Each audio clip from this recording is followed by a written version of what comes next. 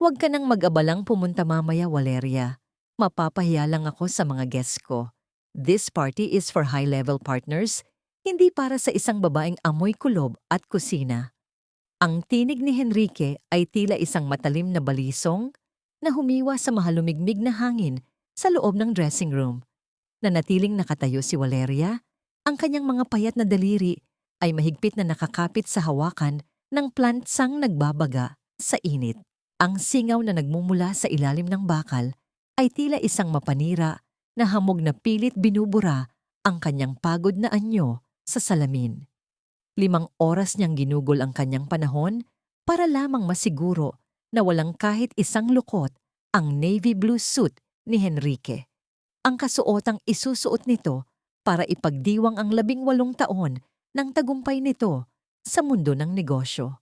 Napatingin si Valeria sa kanyang mga kamay, namumula ang kanyang balat at makikita ang maliliit na paltos mula sa mga tilamsik ng kumukulong tubig mula sa plancha. Siya mismo ang pumili ng pinakamahal na tela para sa suit na yon. Siya ang muling nagtahi sa butones na malapit ng matanggal at siya rin ang nagwisik ng pabangong amoy sandalwood na paborito ng kanyang asawa. Ang buong silid ay nababalot ng samyo ng kapangyarihan at yaman. Isang yaman na binuo niya gamit ang sariling dugo at pawis para sa lalaking nasa harapan niya ngayon. Lumapit si Henrique, ngunit hindi upang magpasalamat. Magaspang nitong hinablot ang silk na kurbata mula sa kanyang kamay. Look at yourself, Valeria. Maging ang suot mong damit ay mukhang basahan na mula sa dekada 90. How can I introduce you as my wife? Iisipin ng mga tao na kumuha ako ng isang matandang katulong para samahan ako sa party. Ngumisi ang lalaki. Ang mga mata nito ay mapanghusga habang tinitingnan siya mula ulo hanggang paa. Na tila ba isa lamang siyang lumang muebles na pununan ng alikabok. Naramdaman ni Valeria ang isang malamig na agos na gumagapang mula sa kanyang talampakan paakyat sa kanyang likuran. Ang pagtatalo sa pagitan ng nakapapapasong init ng plansa at ng napakalamig na salita ng kanyang asawa ay nagdulot ng isang masakit na sikip sa kanyang dibdib. Gusto niyang sumigaw. Gusto niyang ipaalala rito na 18 taon ang nakalilipas. Isinangla niya ang tanging pamana ng kanyang ina para lamang magkaroon ito ng puhunan. Siya ang kasama nito sa bawat gabing walang pagkain sa isang barong-barong habang binubuo ang mga pangarap nito. Ngunit ang kanyang lalamunan ay tila barado ng mapait na apdo. Ganito na lang ba ang halaga ko? Ang lahat ng kanyang sakripisyo ay nauwi lamang sa salitang kahihiyan. Walang pakialam na humarap si Henrique sa salamin. Inaayos ang kwelyo na buong ingat na pinaplansa ni Valeria. Dinukot nito mula sa bulsa ang isang maliit na pulang kahon na may laso. Bahagyang tumibok ang puso ni Valeria. Para sa kanya ba yon? Dahil ba anibersaryo rin nila ngayon? Ngunit ang pag-asang yon ay gumuho ng muling magsalita ang asawa sa tono ng boses na puno ng lambing. Isang lambing na matagal nang hindi niya naririnig. I need to go. Naghihintay na si Luciana sa baba. Sabi niya, bagay na bagay raw ang diamond necklace na ito sa suot niyang gown mula sa Paris. Don't wait up for me.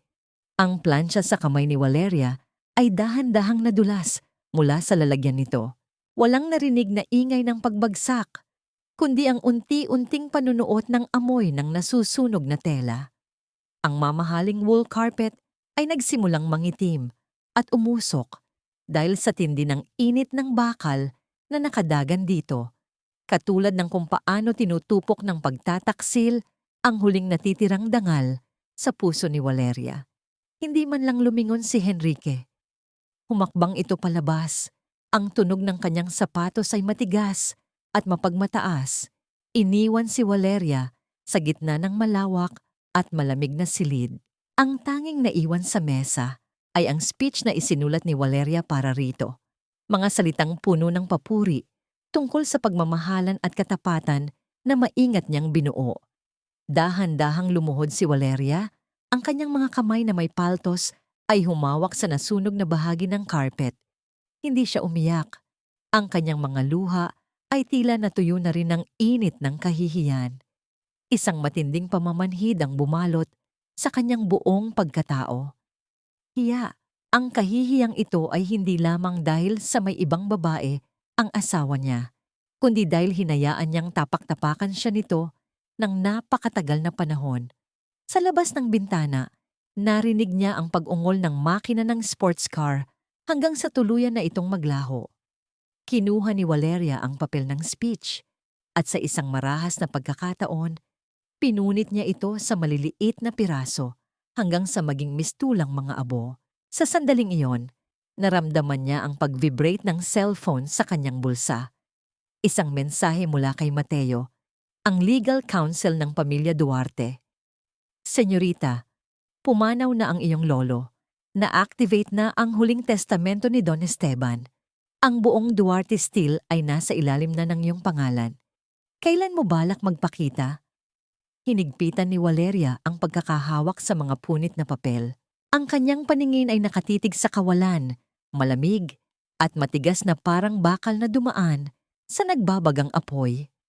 Ang bawat hakbang ni Valeria sa engranding lobby ng Diamond Hotel ay tila paglakad sa ibabaw ng mga bubog.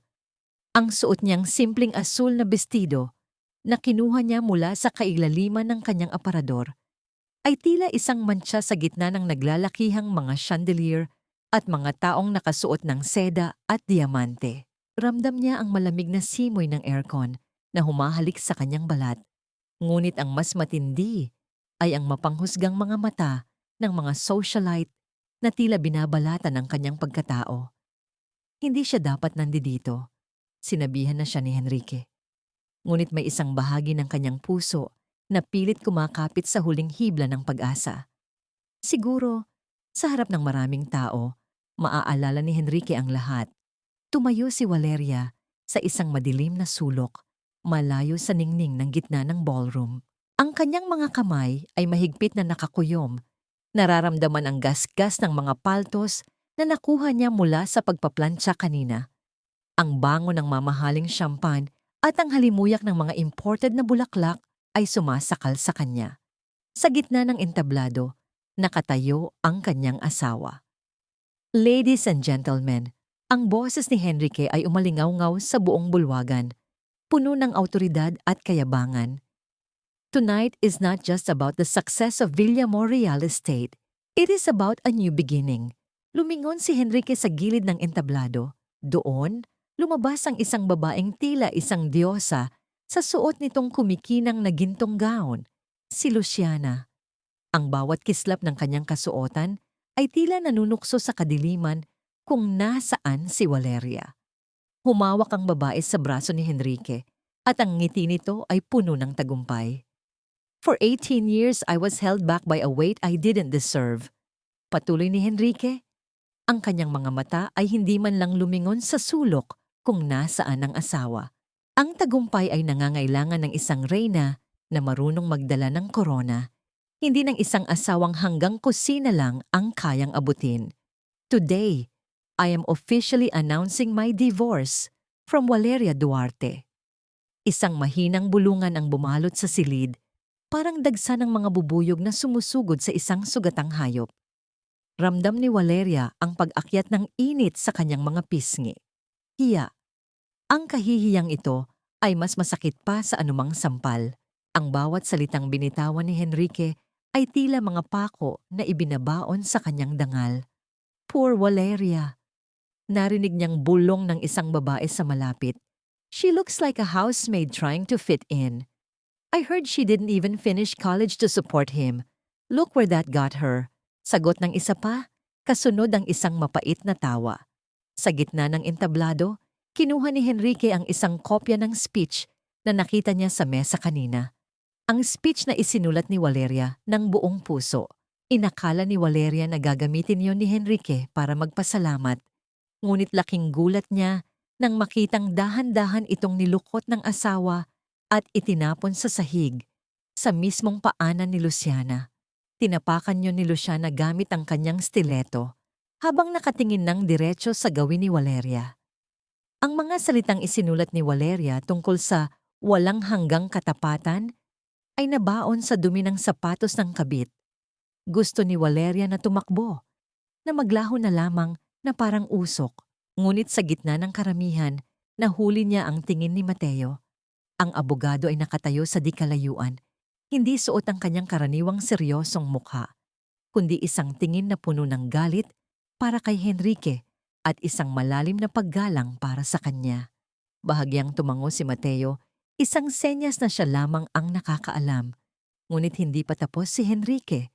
Tila uhaw na uhaw siya sa dugo ng dangal ng kanyang asawa. And before we proceed to the celebration, sigaw ni Henrique habang itinuturo ang direksyon ni Valeria. Valeria, come here. Don't hide in the shadows anymore. This is the last time you'll be part of this world. Napilitang humakbang si Valeria palabas ng dilim. Ang bawat mata sa loob ng ballroom ay nakatuon sa kanya. Mga matang puno ng awa, pangungutya, at malisya. Naglakad siya patungo sa entablado. Ang kanyang puso ay tila isang tambol na nagwawala sa loob ng kanyang dibdib. Nang makalapit siya, hinablot ni Henrique ang kanyang kaliwang kamay. Ang pagkakahawak nito ay mahigpit. Halos mabaon ang mga kuko nito sa kanyang balat. This ring, sabi ni Henrique sa harap ng mga reporter na nagsimula ng mag-flash ng kanilang mga kamera. This 10-carat diamond was a gift I gave to a woman I thought was worthy. Ngayong wala na tayong relasyon, it's time you return what belongs to the Villamor estate. You don't deserve to wear something this expensive in your tiny miserable apartment. Isang malakas na singhap ang namayani sa paligid. Ang paghingi ng alahas sa harap ng publiko ay ang pinakamababang uri ng paglapastangan. Tiningnan ni Valeria ang singsing. Ang tanging bagay na akala niya ay simbolo ng kanilang pinagsamahan. Ngunit ngayon, nakikita niya ito para sa kung ano talaga ito. Isang tanikala. Tumingin si Valeria sa mga mata ni Enrique. Wala siyang nakitang pagsisisi. Tanging ang refleksyon lamang ng isang lalaking na bulag ng sariling kislap. Hubarin mo na, Valeria. Bulong ni Luciana nang may mapanuksong ng bangiti. Ang kanyang boses ay tila isang matamis na lason. O baka naman gusto mong ako pa ang kumuha niyan para sa'yo. Inangat ni Valeria ang kanyang kamay, ang kanyang mga daliri ay nanginginig hindi dahil sa takot, kundi dahil sa isang bagong damdamin na nagsisimulang mag-alab sa kanyang kalooban. Ang opisina ni Mateo ay nababalot ng isang nakabibinging katahimikan, tanging ang mahinang ugong ng aircon ang nagpapaalala na may buhay pa sa loob ng silid na yon. Ang amoy ng mamahaling leather at lumang papel ay humahalo sa masangsang na amoy ng pabango ni Luciana na nakaupo sa tabi ni Henrique na tila isang reynang naghihintay ng kanyang korona. Sa harap nila, ang mga dokumento ng diborsyo ay nakalatag sa ibabaw ng lamesang gawa sa madilim na kahoy, mga papel na magtatapos sa 18 taon ng buhay ni Valeria.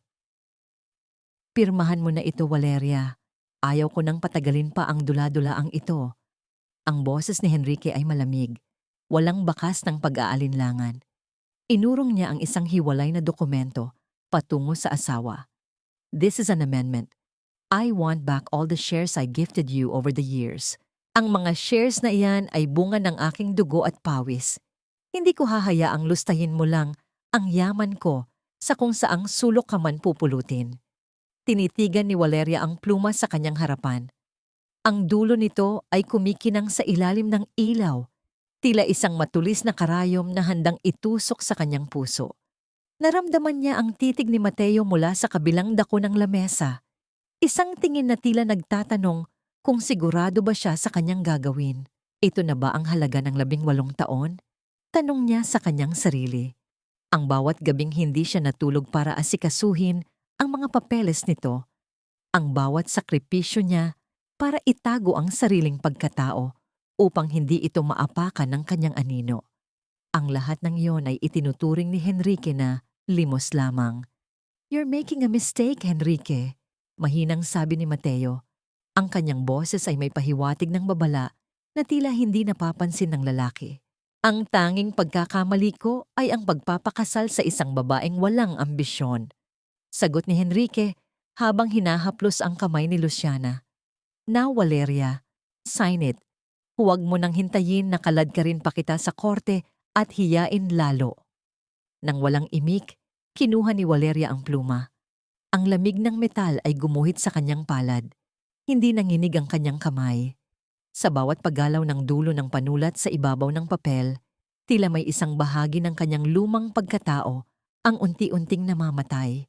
Pinirmahan niya ang pagbitaw sa lahat ng shares, ang pagtalikod sa anumang sustento, at ang pagtanggap sa kanyang pag-alis sa Villamor Estate nang walang dala kahit isang kusing.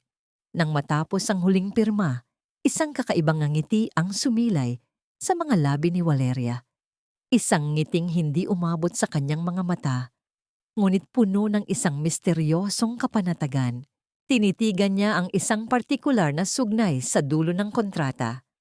The total termination of all economic ties and preferential agreements.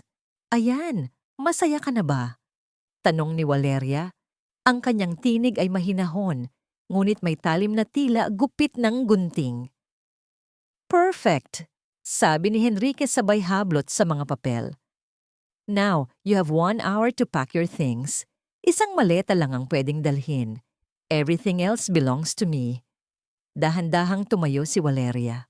Mula sa kanyang bulsa, inilabas niya ang isang bungkos ng mga susi at isang maliit na piraso ng papel. Inilapag niya ang mga ito sa tapat ni Henrique. Ang tunog ng mga susi sa ibabaw ng mesa ay tila huling hininga ng kanilang pagsasama. Ang mga susi sa bahay, sa vault at sa sasakyan, sabi ni Valeria. At ang papel na yan, iyan ang listahan ng mga bawal mong kainin. Your uric acid is high, Henrique. Huwag kang masyadong kumain ng lamang loob at dagdagan mo ang pag-inom ng tubig bago matulog. Si Luciana, sigurado akong hindi niya alam kung paano ka alagaan kapag inaatake ka ng rayuma sa madaling araw. Sandaling natigilan si Henrique. Ang titig niya ay napako sa sulat kamay ni Valeria. Ang pamilyar na mga letra na nag-alaga sa kanya sa loob ng halos 2 dekada. Ngunit bago pa man manaig ang anumang emosyon, isang mapang-uyam na tawa ang kumawala sa mga labi ni Luciana. How pathetic! Ani Luciana habang tinitingnan ang papel na parang isang maduming basahan. You're still acting like a maid up to the very end. Don't worry, honey. I'll hire the best nutritionist in the country. Hindi namin kailangan ng payo ng isang talunang asawa. Tumalikod na si Valeria. Hindi na niya narinig ang iba pang pangungutian ni Luciana. Sa kanyang paglalakad palabas, naramdaman niya ang bigat na unti-unting nawawala sa kanyang mga balikat, pinalitan ng isang malamig at matibay na determinasyon. Sa pintuan, lumingon si Henrique sa huling pagkakataon. Valeria, tawag niya. Ang kanyang mukha ay puno ng mapait na tagumpay. Tandaan mo ito. Without my name, without my money, you are nothing. Tingnan natin kung hanggang kailan ka tatagal sa labas. I give you 3 months bago ka bumalik dito at magmakaawa na maging katulong ko na lang sa hirap ng buhay sa Exomgheo. Slums. Hindi sumagot si Valeria. Lumabas siya ng silid at hinarap ang sikat ng araw na tila isang bagong simula. Hindi alam ni Henrique na sa pagpunit niya sa kanilang relasyon, winasak din niya ang tanging pader na pumoprotekta sa kanyang negosyo mula sa bagsik ng Duarte Steel. Ang bawat sulok ng maliit na apartment sa tapat ng railes ng tren ay bumubuga ng amoy ng luma at mamasa-masang semento. Malayo ito sa sterile na halimuyak ng mga imported na kandila at mamahaling air freshener sa mansion ng mga Villamor. Dito, ang hangin ay may kasamang alingasaw ng iginigisang bawang at sibuyas mula sa kapitbahay. Isang amoy na tila nanununtok sa sikmura ni Valeria, ngunit nagbibigay din sa kanya ng isang uri ng katotohanang matagal na niyang kinalimutan. Lumuhod si Valeria sa malamig na sahig ng banyo. Ang kanyang mga daliri, na dati ay pinalalamutian ng 10 karat na diamante, ay nakabaon ngayon sa isang magaspang na basahan na nakababad sa tubig na may matapang na amoy ng chlorine. Kinukuskus niya ang mga naninilaw na mansa sa pagitan ng mga lumang tiles. Bawat hagod ng kanyang braso ay may kasamang hapdi. Isang paalala na ang kanyang katawan ay hindi na sanay sa ganitong uri ng pagpapakapagod. Ngunit sa bawat mansyang nabubura, tila may isang bahagi ng kanyang pagkatao ang unti-unting lumilitaw mula sa ilalim ng makapal na alikabok ng 18 taong pananahimik. Tumigil siya sandali at tiningnan ang kanyang refleksyon sa maliit at may lamat na salamin. Wala na ang maingat na ayos ng buhok.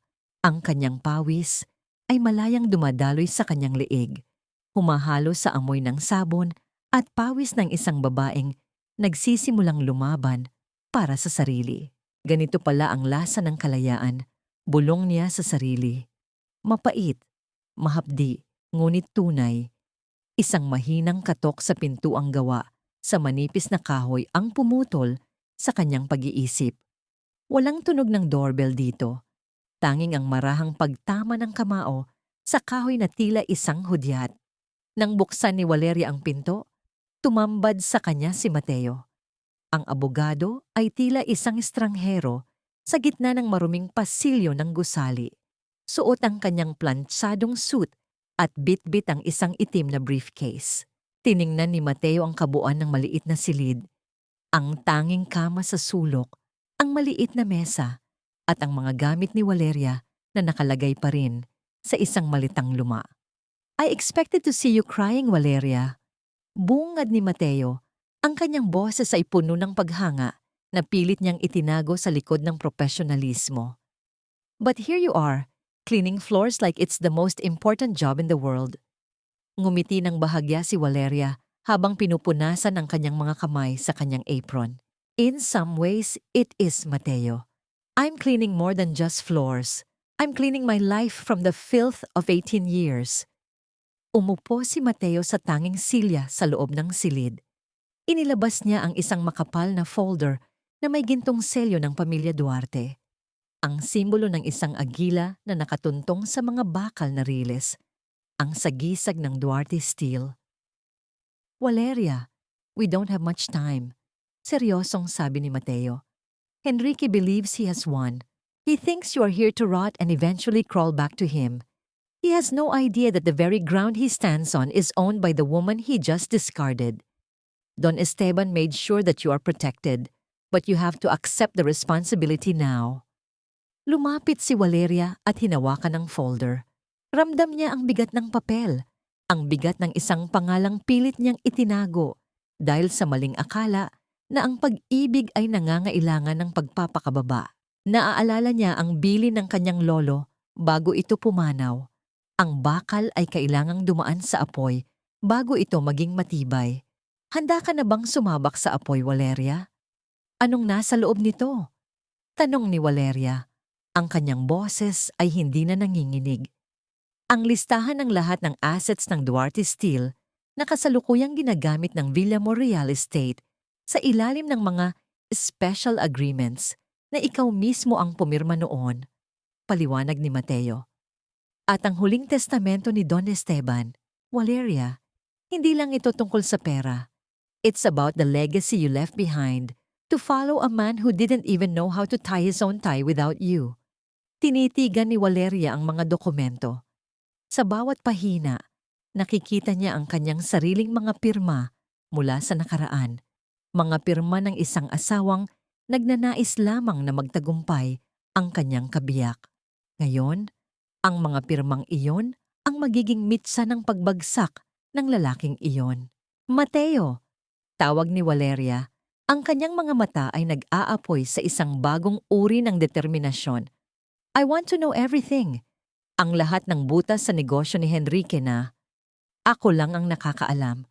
It's time to show him what happens when the foundation he built his empire on decides to walk away. Dahan-dahang tumayo si Mateo. Sa gitna ng masikip at amoy bawang na apartment, isang eksenang hindi kailanman maiisip ni Enrique ang naganap. Ang matikas na abogado ay bahagyang yumukod. Ang kanyang kanang kamay ay nakapatong sa kanyang dibdib bilang tanda ng pinakamataas na paggalang. Then it is time, Señorita Valeria Helena Duarte? Ang tinig ni Mateo ay puno ng katapatan. Ang buong puwersa ng Duarte Steel ay naghihintay na lamang sa iyong utos. You are no longer Mrs. Villamor.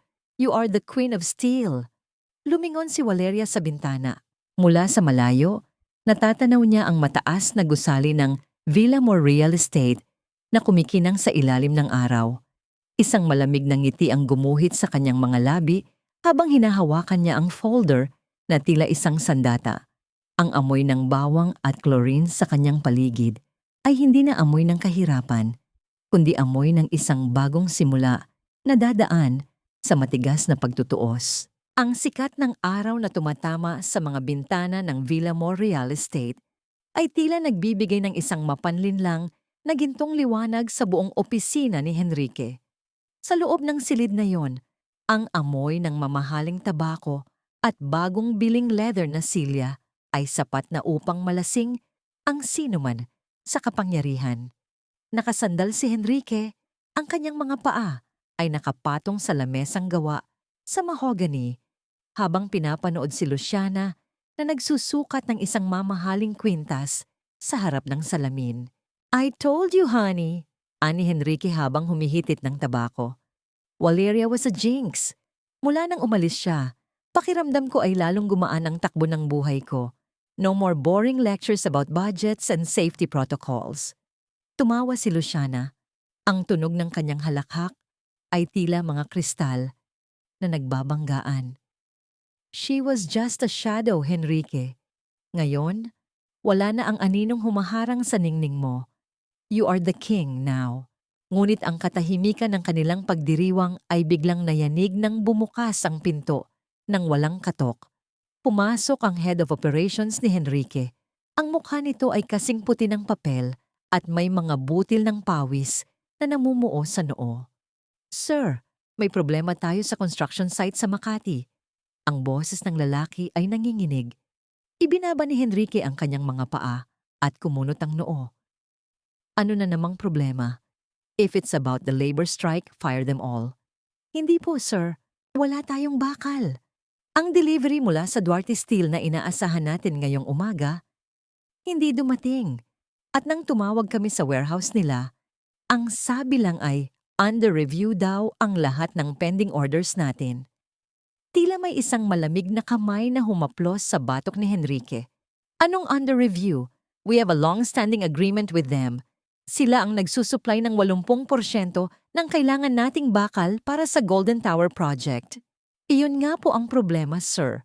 Nang balikan namin ang kontrata, napansin naming ang special discount at priority delivery status natin ay naka-attach sa isang personal memorandum na pirmado ng dating Mrs. Villamor. At dahil wala na siya sa kumpanya, ang sabi ng Duarte Steel, void na raw ang lahat ng pre-existing arrangements." Padabog na tumayo si Henrique, dahilan upang matapon ang laman ng kanyang baso ng whiskey sa ibabaw ng mga papeles. Ang likido ay dahan-dahang kumalat, tila isang madilim na mansa na sumasakop sa kanyang mga plano.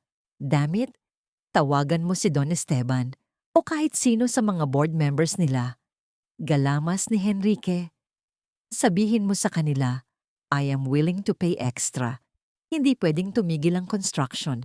Bawat araw na nakatigil ang mga crane, milyon-milyon ang nawawala sa atin." Habang nagkakagulo ang kanyang mga tauhan, nanatiling nakatayo si Luciana sa harap ng salamin. Tila walang pakialam sa tensyong namumuo. "Henrique, huwag kang masyadong ma-stress. Maybe it's just a clerical error. Anyway, don't forget our dinner at the yacht club later. I already reserved the best table." Tiningnan ni Henrique ang kanyang kasintahan. Sa unang pagkakataon, ang ganda ni Luciana ay tila naging isang mapait na paalala ng lahat ng bagay na mababaw. Noong narito pa si Valeria, hindi niya kailangang intindihin ang mga ganitong detalye. Ang lahat ng problema sa supply chain, ang lahat ng pakikipagnegosasyon sa mga supplier, ang lahat ng iyon ay tila magic na nare-resolba bago pa man makarating sa kanyang lamesa. Hindi nagtagal. Muling tumunog ang telepono ni Henrique. Sa pagkakataong ito, ang kanyang bank manager naman ang nasa kabilang linya. "Mr. Villamor, we noticed a sudden drop in your collateral valuation." Ang boses ng manager ay formal at walang emosyon.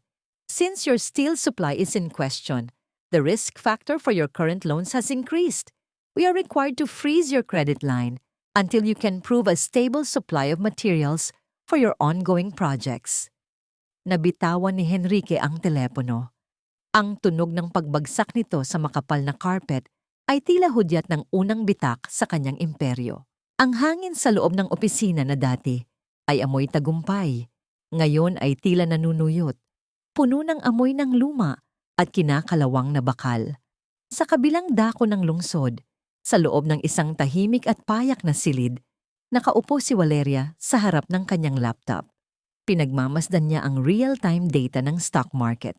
Ang graph ng Villamor Real Estate ay nagsisimulang bumagsak, pababa ng pababa, tila isang tadhana na hindi na mapipigilan. Walang emosyon ang kanyang mukha, ngunit ang kanyang mga mata ay sumasalamin sa liwanag ng screen. Malamig, matalim, at buo ang loob. Dahan-dahan niyang ininom ang kanyang mainit na tsaang chamomile. Habang sa labas ay naririnig ang malakas na buhos ng ulan na tila naghuhugas sa dumi ng nakaraan. Isang mensahe ang lumabas sa kanyang screen mula kay Mateo. The first domino has fallen. Duarte Steel has officially sent the termination letter. He is panicking, senyorita. Isang bahagyang ngiti ang gumuhit sa mga labi ni Valeria. Ito pa lamang ang simula. Ang kastilyong itinayo ni Henrique sa ibabaw ng kanyang mga sakripisyo ay gawa lamang sa buhangin. At ngayon, ang alon ng katotohanan ay nagsisimula ng humampas. Ang hangin sa loob ng master suite ng mansyon ay tila naging mapanglaw, malayo sa masiglang halakhak na madalas marinig noong nandidito pa si Valeria.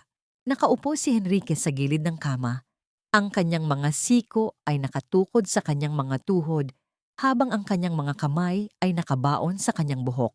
Sa harap niya, nakakalat ang mga lumang folder na nakuha niya mula sa bodega ng kumpanya, mga dokumentong hindi niya kailanman binuklat dahil kampante siya na ang lahat ay maayos. Ngunit ang katahimikan ng gabi ay tila bumubulong sa kanya ng mga katotohanang ayaw niyang tanggapin. Binuksan niya ang unang folder, ang kontrata para sa kumpanya noong nagsisimula pa lamang sila.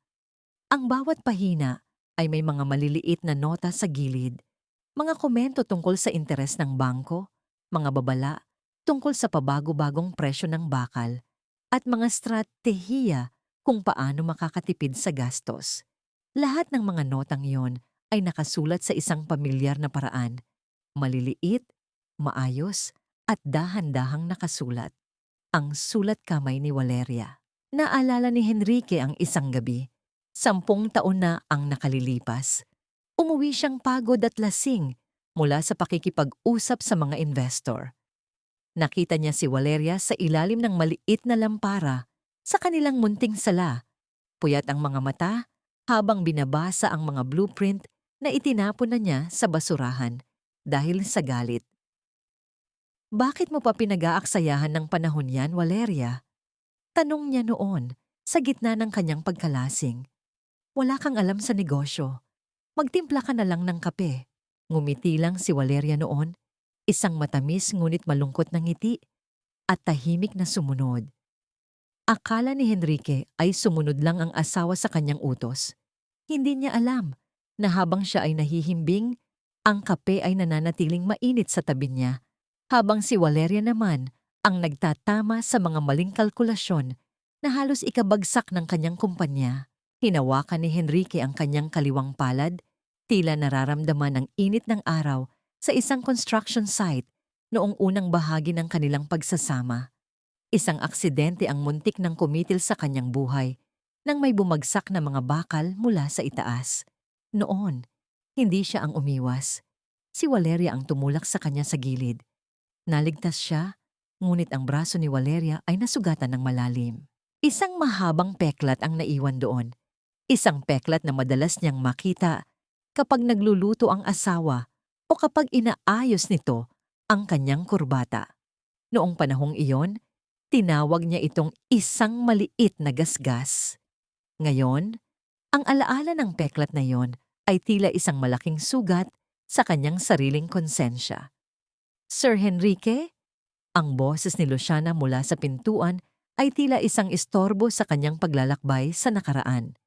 Bakit ka pa nagbabasa ng mga lumang papel na yan? It's so dusty. Halika na. Let's go to the party at the Galveses. Hindi muna, Luciana. Sagot ni Henrique. Hindi man lang tinitingnan ng kasintahan. May kailangan lang akong intindihin. You're changing, Henrique. Mula nang umalis ang babaeng yon, parang naging boring ka na rin. Iritableng sabi ni Luciana bago ibagsak ang pinto. Sa gitna ng muling pag-iisa, napansin ni Henrique ang isang maliit na inisyal sa dulo ng bawat matagumpay na kontrata ng Villamor Real Estate. Sa tabi ng kanyang pirma, may nakasulat na 3 letra sa pinakamaliit na paraan. Halos hindi makita kung hindi tititigan ng mabuti. WWD. WWHD? Bulong ni Henrique. Ang kanyang boses ay tila isang hiningang naghahanap ng sagot sa gitna ng kadiliman. Ano ang ibig sabihin nito? Inisip niya ang lahat ng kanyang mga empleyado, ang lahat ng kanyang mga manager. Walang sino man ang may ganoong inisyal. Muli niyang tiningnan ang mga papeles ng Duarte Steel. Ang kumpanyang biglang pumutol sa lahat ng ugnayan sa kanya. Sa pinakaunang pahina ng kanilang kasunduan, noong dekada na ang nakalilipas, nakita niya ang parehong inisyal sa ilalim ng pangalan ng selyo ng Duarte. Isang malamig na pakiramdam ang gumapang sa kanyang buong katawan. Tila ba ang lahat ng dugo niya ay naging yelo. Ang bawat tagumpay na ipinagmamalaki niya, ang bawat kontratang akala niya ay dahil sa kanyang talino, ang bawat pabor na nakuha niya mula sa pinakamalaking supplier ng bakal sa bansa. Ang lahat ng yon ay may bakas ng 3 letrang yon. Valeria, Helena, Duarte. Nabitawan ni Henrique ang folder. Ang mga papel ay nagliparan sa sahig ng mansyon, tila ba mga puting bandila ng pagsuko. Ang amoy ng alikabok at lumang tinta ay tila naging amoy ng isang malaking kasinungalingang itinayo niya sa sarili niya. Hindi siya ang hari ng Villamor Real Estate. Isa lamang siyang tau-tauhan na itinayo ng isang babaeng tahimik na nagmamasid sa likod ng tabing. At ngayon, ang babaeng iyon ay hindi na nagmamasid. Umalis na ito. Dala ang lahat ng pundasyong nagpapatatag sa kanyang kaharian. Ang kanyang lalamunan ay naging tuyo. Tila ba nakalunok siya ng buhangin. Sa unang pagkakataon sa loob ng maraming taon, naramdaman ni Henrique ang isang uri ng takot na hindi niya maipaliwanag. Hindi ito takot sa pagkawala ng pera, kundi takot sa katotohanang baka wala siyang halaga kung wala si Valeria. Ang matapang na sikat ng araw sa hapon ay pilit na sumisiksik sa mga siwang ng bintana ng maliit na apartment na nagpapakita ng mga sumasayaw na alikabok sa hangin. Sa labas, naririnig ang sigawan ng mga bata at ang ingay ng mga sasakyang dumadaan sa riles, isang orkestra ng kahirapan na tila hindi nararapat sa lalaking nakatayo ngayon sa tapat ng pinto ni Valeria. Suot ang kanyang suit na gawa sa pinakamahal na tela mula sa Italia, nakatayo si Henrique na tila isang banyagang naligaw sa gitna ng kaguluhan. Ang bawat pagtama ng kanyang kamao sa manipis na kahoy ng pinto ay may kasamang bakas ng pagkayamot, ngunit nang bumukas ito at tumambad sa kanya si Valeria, agad niyang isinuot ang isang maskara ng pagkabalisa. Valeria, ang boses ni Henrique ay puno ng pekeng awa, ang uri ng tono na ginagamit ng mga politiko kapag bumibisita sa mga nasalanta ng bagyo. Diyos ko, tingnan mo ang kalagayan mo rito. Paano mo natatagalang huminga sa lugar na amoy imburnal at tuyong isda? Hindi sumagot si Valeria. Nanatili siyang nakatayo sa pintuan. Ang kanyang kamay ay nakahawak sa hamba. Pinagmasdan niya ang lalaking ito, ang lalaking minahal niya ng 18 taon, at napagtanto niyang wala na ang dating kislap nito sa kanyang paningin. Ang nakikita na lamang niya ay isang desperadong anino na pilit nagtatago sa likod ng kayabangan. Anong kailangan mo, Henrique? Maikling tanong ni Valeria. Ang kanyang tinig ay tila isang patak ng tubig sa mainit na kawali. Malamig, ngunit nakakapaso. Hindi ba pwedeng dinalaw lang kita dahil nag-aalala ako? Pumasok si Henrique nang hindi inaanyayahan. Pilit na iniiwasan ang dumi sa sahig na katatapos lang linisin ni Valeria. Look, Valeria, alam kong naging mabigat ang mga huling araw natin, but I'm a big man. I forgive you. Ayaw kong makita kang naghihirap ng ganito. Naupo si Henrique sa tanging upuan sa gitna ng silid. Ang kanyang ilong ay bahagyang nakangiwi sa amoy ng ginigisa na bawang mula sa kabilang unit. Uminom ka muna, sabi ni Valeria. Kinuha niya ang isang basong plastik na kulay asul. May lamat ito sa gilid at tila kupas na ang kulay. Ito ang tanging basong iniwan ni Henrique sa kanya nang palayasin siya nito dahil ayon dito, masyadong mura ito para sa kanyang mansyon. Inilapag ni Valeria ang baso sa tapat ng asawa. Tubig lang ang maibibigay ko. Iyan lang ang itinira mo sa akin, di ba? Bahagyang natigilan si Henrique, ngunit agad siyang bumalik sa kanyang pakay. Actually, Valeria, I'm here to give you a chance to prove your loyalty again. Alam kong may mga kakilala ka pa sa Duarte Steel. Those people respected you before. Something's wrong with their management lately. They cut my supply without a proper reason. Yumuko si Henrique. Pilit na hinahawakan ang kamay ni Valeria na may mga bakas pa ng paltos. Talk to them for me, honey. Tell them that whatever misunderstanding we had, it's personal and shouldn't affect the business. Do this and maybe, just maybe, I can find a better place for you to live. Hindi na rito sa lugar na ito. Isang mapait na ngiti ang gumuhit sa mga labi ni Valeria. Ang gaslighting na ito ay tila isang luma at gas-gas na plaka na paulit-ulit niyang naririnig. Sa loob ng 18 taon, ginalaw ni Henrique ang kanyang damdamin sa ganitong paraan. Pinaparamdam na siya ay walang halaga at pagkatapos ay mag-aalok ng tulong kapalit ng kanyang pagsisilbi. Loyalty, Henrique? Bulong ni Valeria, dahan-dahang binabawi ang kanyang kamay. Gusto mong gamitin ko ang connections ko para iligtas ang kumpanya mo habang ang kabit mo ay nagsasaya sa perang ako ang nagtrabaho? Don't bring Luciana into this. This is business. Biglang nagbago ang tono ni Henrique, lumabas ang tunay na kulay ng kanyang galit. Wala ka ng ibang mapupuntahan, Valeria. You are 42, penniless, and alone. Sino ang tatanggap sa'yo? If you don't help me, you'll die in this hole. Tiningnan ni Valeria ang ilalim ng kanyang unan sa kama, kung saan nakatago ang folder na naglalaman ng lahat ng ebidensya ng korupsyon ni Henrique at ang kanyang tunay na pagkakakilanlan bilang tagapagmana.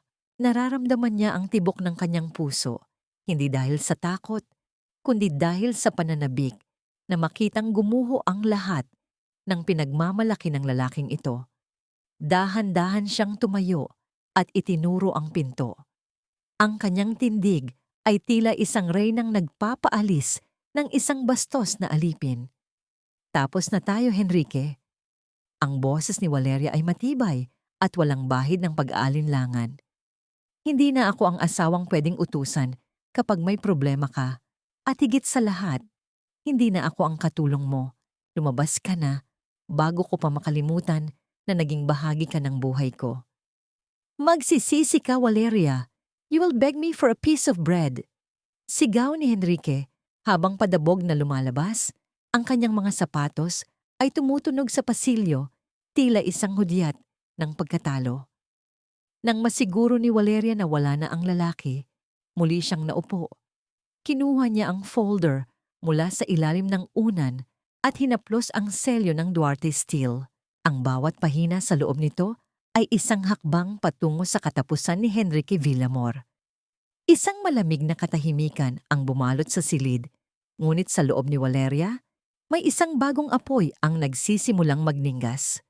Ang penthouse na dati ay tila isang palasyo sa alapaap, ay nababalot ngayon ng isang mabigat at nakakasakal na katahimikan. Ang amoy ng mamahaling French perfume ni Luciana ay hindi na sapat upang itago ang amoy ng takot at desperasyon na nanunuot sa bawat sulok ng silid. Nakatayo si Henrique sa tapat ng malawak na bintana, pinagmamasdan ng mga ilaw ng Makati, ngunit ang tanging nakikita niya ay ang unti-unting paglaho ng kanyang imperyo. Sa likuran niya, naririnig ang kalasing ng mga hanger sa loob ng walk-in closet. Hindi ito ang tunog ng isang reynang nag-aayos ng kanyang kasuotan, kundi ang tunog ng isang magnanakaw na nagmamadaling itakas ang mga huling labi ng isang lumulubog na barko. "What are you doing, Luciana?" Ang boses ni Henrique ay paos. Tila may nakabara na tuyong abo sa kanyang lalamunan. Lumabas si Luciana mula sa closet. Hila-hila ang isang malaking designer luggage. Ang kanyang mukha, na dati ay puno ng tamis at paghanga, ngayon ay tila gawa sa matigas at malamig na porselana. Wala na ang kislap sa kanyang mga mata. Tanging ang matalas na kalkulasyon ng isang babaeng sanay sa laro ng buhay. "I'm leaving, Henrique. Hindi ko kayang tumira sa isang lugar na bukas makalawa ay kukunin na ng bangko," sabi ni Luciana habang isinusuot ang kanyang mamahaling shades. "Leaving? Ngayon? Ngayong kailangan kita?" Humakbang si Henrique patungo sa kanya. Ang kanyang mga kamay ay nanginginig sa galit at pait. "I gave you everything. I left my wife for you. I spent millions on those bags and jewelry." Tumawa si Luciana, isang maikli at mapang-uyam na tawa na tila tunog ng nababasag na kristal. "And that was your choice, honey. Hindi ko kasalanan na naging tanga ka. You thought I loved you? I loved the billionaire Henrique Villamor. Ngayong ang balita sa bawat news outlet ay tungkol sa pagbagsak ng stocks mo at ang utang mo sa Duarte Steel. What's left to love?" Lumapit si Luciana at hinaplos ang pisngi ni Henrique gamit ang kanyang mga daliring may mahahaba at pulang kuko. Ang haplos na yon ay hindi nagbigay ng init, kundi isang matinding hapdi ng katotohanan. "Alam mo, Henrique, tama ang sabi ng mga tao sa party. Valeria was your lucky charm. Simula nang itapon mo siya, nawalan ka na rin ng silbi. You're just a man with a big ego and a shrinking bank account. You're already seeing someone else, aren't you?" Tanong ni Henrique. Ang kanyang puso ay tila pinipigan ng isang dambuhalang kamay. "Does it matter?" Sagot ni Luciana habang tinitingnan ang kanyang cellphone. Si Congressman Galvez ay hindi nawawalan ng supply ng bakal at higit sa lahat, hindi niya kailangang magmakaawa sa dating asawa para lang isalba ang kanyang pangalan. Padabog na hinila ni Luciana ang kanyang maleta patungo sa pintuan. Ang bawat pagtama ng gulong ng maleta sa sahig ay tila isang sampal sa mukha ni Henrique. Sa huling sandali, lumingon ang babae. "By the way, yung huling alahas na binigay mo, I already sold it. The pawn shop gave me a good price. Consider it my separation pay for the months I had to endure your tantrums." Nang sumara ang pinto, tila nawalan ng lakas ang mga binti ni Henrique. Napaupo siya sa sahig, sa mismong lugar kung saan dati ay masaya silang nagdiriwang ni Luciana. Ang katahimikan ay tila isang malaking halimaw na dahan-dahang kumakain sa kanyang pagkatao. Sa gitna ng kanyang pag-iisa, naramdaman niya ang pag-vibrate ng kanyang telepono sa sahig. Isang notification mula sa kanyang bank app. "Warning! Your primary account has been overdrawn. All corporate credit cards are now suspended." Kasunod nito ay isang tawag mula sa kanyang head of security. "Sir, may mga tao po rito sa lobby. May dala silang court order. Sinisimulan na po nilang markahan ang mga kagamitan sa opisina para sa repossession. At sir, tinanggal na po ang pangalan ninyo sa main directory ng building." Nabitawan ni Henrique ang telepono. Wala nang luha na lumabas sa kanyang mga mata. Tanging ang tuyong lalamunan at ang mabilis na tibok ng kanyang pusong puno ng pagsisisi. Naalala niya ang mukha ni Valeria, ang tahimik na pag-alaga, ang pagtitiis, at ang tunay na pag-ibig na itinapon niya para sa isang makulay ngunit walang lamang maskara. Ngayon, wala na siyang asawa, wala na siyang kabit, at unti-unti, wala na rin siyang pangalan. Sa labas, nagsisimulang kumulo ang langit, hudyat ng isang malakas na unos na tila sasabay sa kanyang tuluyang pagbagsak. Ang gusali ng Duarte Steel ay tila isang higanteng katedral nayari sa salamin at metal, isang istrukturang nangingibabaw sa buong skyline ng Makati. Sa loob, ang bawat disenyo ay bumubuga ng kapangyarihan, mula sa mga pader na yari sa brushed steel hanggang sa sahig na gawa sa pinakamahal na itim na marmol. Ang lamig ng aircon sa loob ng lobby ay nanunuot sa mga buto. Isang uri ng lamig na hindi nagmumula sa makina, kundi sa awtoridad na bumabalot sa buong lugar. Nakatayo si Henrique sa gitna ng malawak na lobby.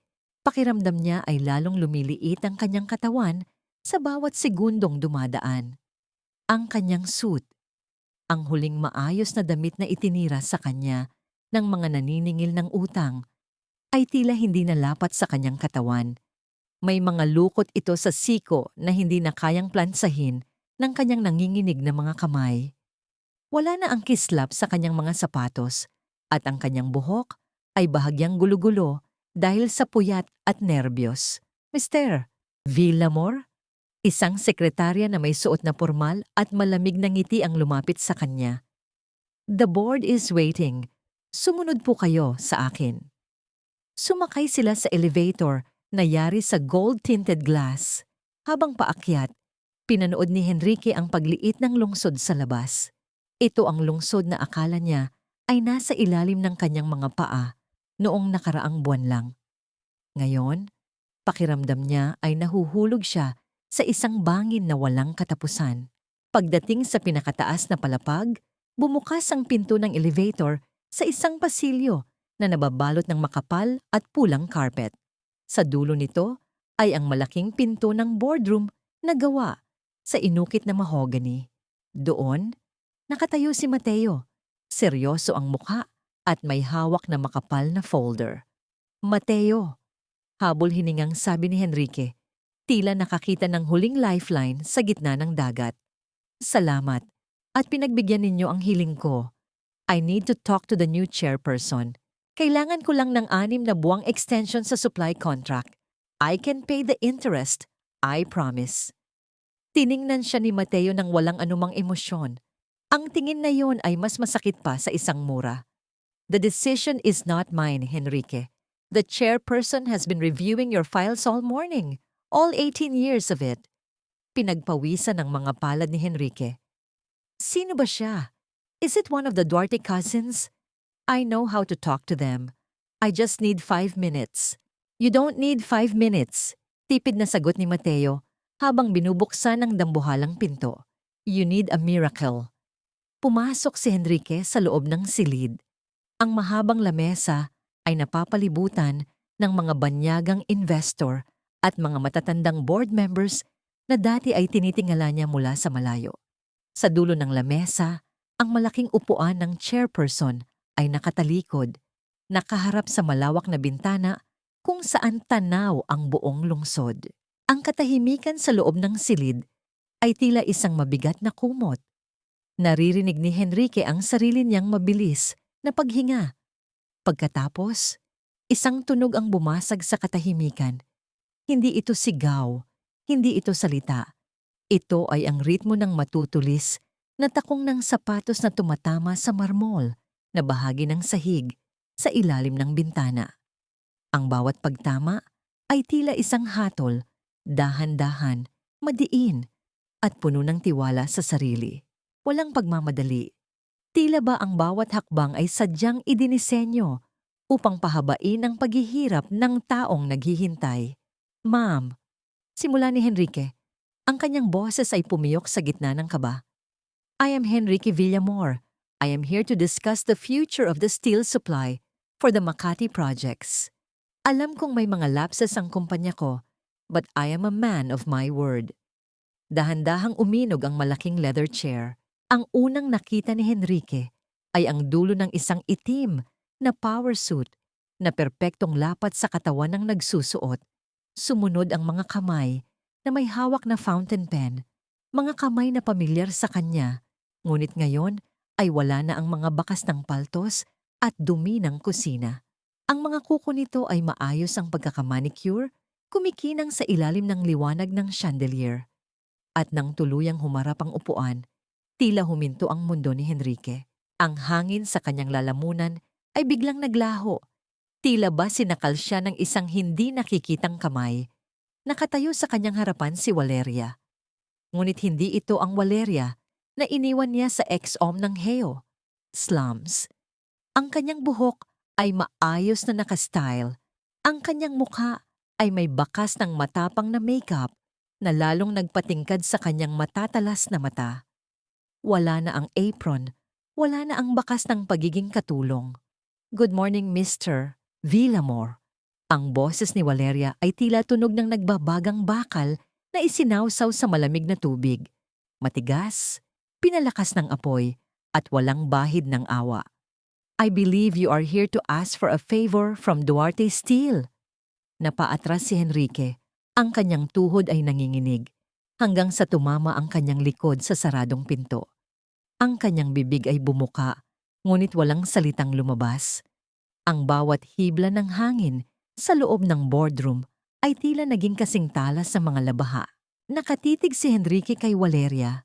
Ang kanyang mga mata ay nananatiling dilat, tila hindi makapaniwala na ang babaeng binaliwalan niya, ang babaeng itinapon niya sa dilim, ay ang mismong liwanag na nagpapatakbo sa kumpanyang hawak ang kanyang leeg. Ang amoy ng mamahaling pabango ni Valeria, isang kakaibang timpla ng ligaw na rosas at malamig na metal, ay pumuno sa silid. Pinalalayas ang amoy ng takot at pawis na nagmumula kay Henrique. Dahan-dahang binaba ni Valeria ang kanyang fountain pen. Ang tunog ng pagtama ng metal sa salaming ibabaw ng lamesa ay tila isang hatol na umalingaw-ngaw sa gitna ng katahimikan. "Valeria!" Ang boses ni Henrique ay halos isang bulong, paos at puno ng pangangatog. Anong ibig sabihin nito? Bakit ka nandito? Bakit ikaw ang nasa upuang yan?" Hindi agad sumagot si Valeria. Inayos niya ang kanyang salamin at tinitigan ng asawa sa paraang hindi pa nito nakikita kailanman. Isang tingin na walang galit, walang sakit. Tanging ang malalim at malamig na kawalan ng pakialam. "You called me a jinx, Henrique." Simula ni Valeria. Ang bawat salita niya ay dahan-dahang lumalabas, tila mga gintong barya na inilalagay sa isang timbangan. "Sabi mo, hindi ako sapat para sa iyong mundo, na ang tanging kaya ko lang gawin ay magluto at mag-alaga ng iyong mga kurbata." Tumingin si Valeria sa mga board members na nakapaligid sa kanila. Ang lahat ay nakayuko bilang tanda ng paggalang sa kanya. "Sa loob ng 18 taon, pinrotektahan kita," patuloy ni Valeria. "Lahat ng mga swerte sa negosyo mo, lahat ng mga contract extensions at discounts mula sa Duarte Steel, hindi iyon dahil sa galing mo sa negosyo. It was me. I was the one signing the approvals behind the scenes. I was the WHD that kept your empire from falling apart." Tila binuhusan ng kumukulong tubig si Henrique. Ang kanyang mga binti ay nanghina hanggang sa mapilitan siyang humawak sa sandalan ng isang silya upang hindi tuluyang bumagsak sa sahig. Ang lahat ng kanyang kayabangan, ang lahat ng kanyang paniniwala na siya ay isang self-made billionaire, ay naglaho na parang bula. "Valeria, listen to me." Pilit na lumapit si Henrique. Ang kanyang mukha ay puno ng desperadong pag-asa. "Hindi ko alam. If I had only known that you were the heiress, things would have been different. Magagawa nating ayusin ito. I still love you, Valeria. Pwede tayong magsimula muli." Isang maikli at tuyong tawa ang kumawala sa mga labi ni Valeria. Isang tawang puno ng pait. "You don't love me, Henrique. You love the power that I represent. At kung hindi mo alam ang tunay kong pagkatao noon, iyon ay dahil hindi mo kailanman sinubukang tingnan ang puso ng babaeng kasama mo sa loob ng halos 2 dekada." Tumayo si Valeria, ang kanyang tindig ay tila isang matayog na tore ng bakal.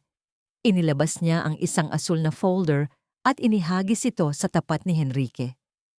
"Sa loob ng folder na yan ay ang lahat ng utang mo sa amin. At dahil winakasan mo na ang ating kasal, winakasan mo na rin ang tanging dahilan kung bakit nananatiling bukas ang Duarte Steel para sa iyo. This is a business decision, Mr. Villamor. Hindi ito paghihiganti. Ito ay ang resulta ng sarili mong mga aksyon. Please, Valeria, huwag mong gawin ito. Sigaw ni Henrique. Tuluyan nang nawala ang kanyang dangal habang sinubukang abutin ang kamay ni Valeria sa harap ng lahat ng mga opisyal. Lahat ng ari-arian ko, lahat ng pinaghirapan ko, mawawala lahat kung hindi mo kami tutulungan. Ipinapaalala ko sa iyo, Henrique, sabi ni Valeria habang dahan-dahang tinatanggal ang pagkakahawak ng lalaki. Ikaw ang nagsabi na kaya mo nang wala ako. Now, prove it. Ipakita mo sa buong Maynila kung paano itatayo ng isang hari ang kanyang imperyo nang walang tulong ng isang katulong. Lumingon si Valeria kay Mateo. Attorney Calderon, please proceed with the foreclosure. Gusto kong bawiin ang lahat ng kagamitan at lupang ginagamit ng Villamor Real Estate na nakapangalan sa Duarte Steel bago matapos ang araw na ito. No, hindi mo pwedeng gawin iyan. Huling sigaw ni Henrique bago siya dahan-dahang inalalayan ng security palabas ng silid. Nang sumara ang pinto, muling naupo si Valeria. Ramdam niya ang panginginig ng kanyang sariling mga kamay sa ilalim ng lamesa. Isang panginginig na hindi dahil sa takot, kundi dahil sa bigat ng 18 taong pagtitiis na, sa wakas ay natapos na. Tumingin siya sa bintana, sa abot tanaw, kung saan ang mga gusali ay tila mga anino sa dapit hapon. Wala ng luha, wala ng sakit. Tanging ang lamig ng bakal ang natira sa kanyang puso. Ang bawat ingay sa loob ng lobby ng Villamor Real Estate ay tila isang malakas na tambol na tumatama sa sentido ni Henrique. Ngunit hindi ito ang ingay ng mga kliyenteng nag-uunahan, kundi ang kalansing ng mga metal na hagdan at ang tunog ng mga kagamitang dahan-dahang binabaklas mula sa pader. Nakatayo siya sa gitna ng sarili niyang kumpanya. Pinapanood ang isang lalaking naka-uniforme habang maingat na tinatanggal ang mga gintong letra ng kanyang pangalan mula sa pangunahing pader. Ang titik V ay unang nahulog. Dahan-dahang lumiyad sa hangin bago lumapag sa sahig na may mapurol na tunog. Sinundan ito ng E, hanggang sa ang natira na lamang sa pader ay ang mga bakas ng pandikit at alikabok. Isang multo ng isang imperyong akala niya ay walang katapusan. Sir, kailangan niyo na pong lumabas. Ang boses ni Mateo ay kasing lamig ng bakal na kanilang kinakalakal. Nakatayo ang abogado sa tabi ng isang sheriff, may hawak na mahabang listahan ng mga ari-ariang kumpiskado na. The foreclosure order is final. Lahat ng kagamitan dito, mula sa mga computer hanggang sa selyadong mga dokumento, ay pag-aari na ng Duarte Steel. Hindi niyo pwedeng gawin ito. Sigaw ni Henrique. Ang kanyang boses ay pumiyok sa gitna ng desperasyon. This is my life's work. I spent 18 years building this name. No, Henrique, putol ni Mateo. Ang kanyang mga mata ay nananatiling matalas sa likod ng kanyang salamin. You spent 18 years living off Valeria's silence. Ang perang pambili ng gusaling ito, ang credit line na ginamit mo para sa mga unang proyekto mo, lahat yan ay nanggaling sa pamilya Duarte. You were just the face, Enrique. Never the foundation. Naramdaman ni Henrique ang panunuyo ng kanyang lalamunan. Lumingon siya sa paligid. Ang mga empleyadong dati ay yumuyukod sa kanya, ngayon ay abala sa pag-iimpake ng kanilang sariling mga gamit.